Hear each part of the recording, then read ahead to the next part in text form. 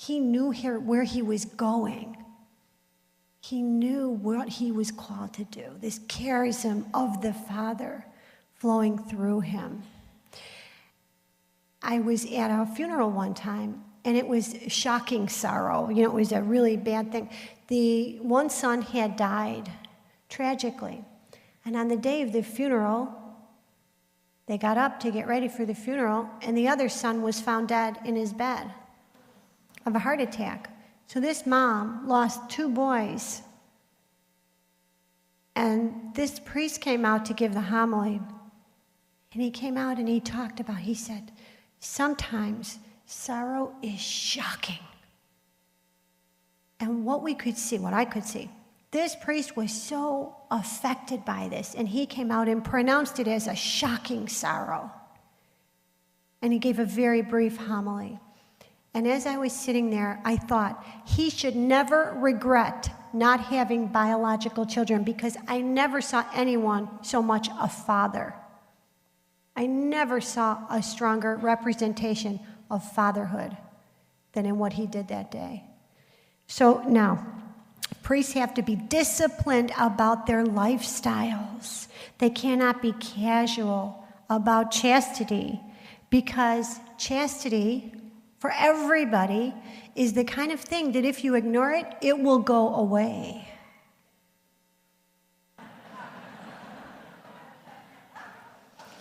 Chastity is a gift that must be reverenced. You have to accept the gift from Christ. You have to identify it as a desirable gift, and then you have to defend her. You have to fight for chastity and defend her. This is the same for all of us. Priests who are committed to chastity are so beautiful. They're such an asset to God's kingdom. Because the reality is, we are all called to control our sexual urges, right? If we couldn't control our sexual urges, we would all have to be locked up. And the reality is, everybody struggles with chastity at some time in their life. And you could think the temptation goes away and then it comes back. So you have to be on guard. We're all called to control our sexual urges, and it's possible to control our sexual urges. The media acts like nobody should be asked to control their sexual urges. Everybody should be allowed to have sex with anyone they want, when they want. We're all controlling our sexual urges right now, right? So it must be possible. Well done to us. We're doing well. The celibacy is a gift to the church. It is very necessary. It's very needed. It provides what Jesus requires, and that is a countercultural witness to purity. Now I'm talking to all of us when I talk about this. I know that seminarians, I would know some seminarians and priests, obviously, and I would say to them, because they have this idea, chastity is so difficult. It's just so difficult. If only I was married, I wouldn't have to have this difficult problem. And I say, okay, that's just not true. Ask any married man. If the struggle for chastity goes away when they get married, because the married man, the truth is, he's married to what's called a woman. She's not always going to want to have sex with him when he wants. Yeah. The married men are like, well, that's true. That's sure true. So, we all have to work for chastity. And,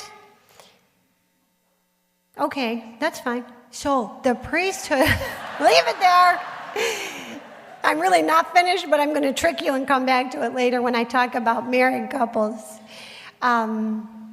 God bless the priesthood. Now, if you're serving as a priest, we thank God for you. We all, in the lay apostolate, the wide lay apostolate, which is a spiritual movement in the church, have to protect our priests. We have to surround them in love and protection.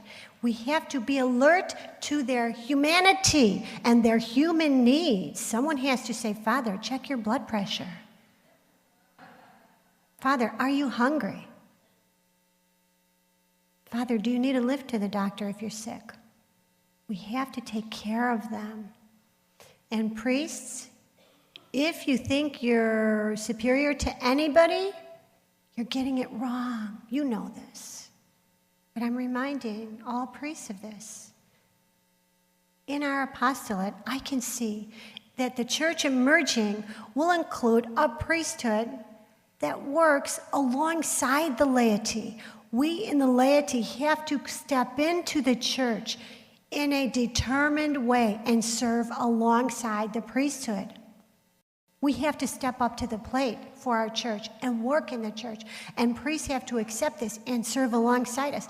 You know, there used to be, in some places more than others, an attitude that the clergy was here and the laity was here.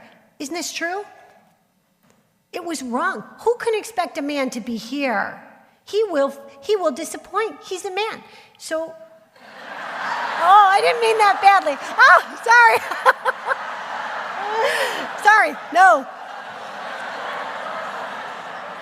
The guy, I'm going to go this way. I'll face against the...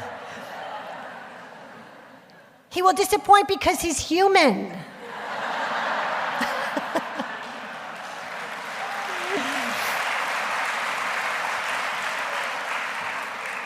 Not because he's a man. He will disappoint because he's human. He's flawed. So I think what the church emerging will look like is the idea comes this, and the lady accepts her role, and the priest accept the role, and then he's free to serve as himself. Beloved and loved, supported, and supporting. The final word for the priesthood is that there has to be relational accountability for a priest. There has to be. Priests have to say, I too am called to relationship with other people. Not only do I give sacramentally, I give emotionally. I have to be in the relationship. I can't just receive from people. I have to be accountable to the people I'm close to. Family members, friends. There has to be a relationship accountability. Okay, now, married couples. I'll tell you a story about this. I was talking to a man one day. He's a married man. And he was saying, oh, my wife is so bad. She's a disaster. She does this and this and this and this. She doesn't cook very well, and she doesn't try. She this and this and this. On the weekends, the kids aren't dressed till noon. She does this, she does this, she does this. I listened to this litany of misdemeanors. I was like, wow, she is bad news. I said to him, this is astonishing. I said, if she were sitting here, what would she say? Well, he said, she'd probably just complain about my drinking. I said, oh, I see. I said, you're trying to change the wrong person. You have to focus on yourself, not her. I said, so let's do this little thing. Let's quit drinking for 6 months. No alcohol. That's over. Go home and be a servant to your wife.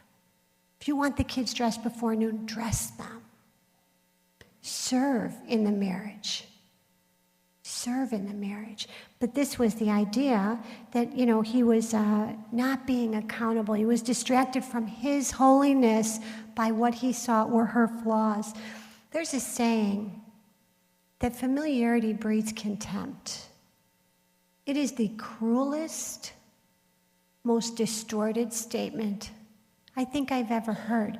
Familiarity should breed reverence, because I will tell you, no matter how long you've been around a person, you don't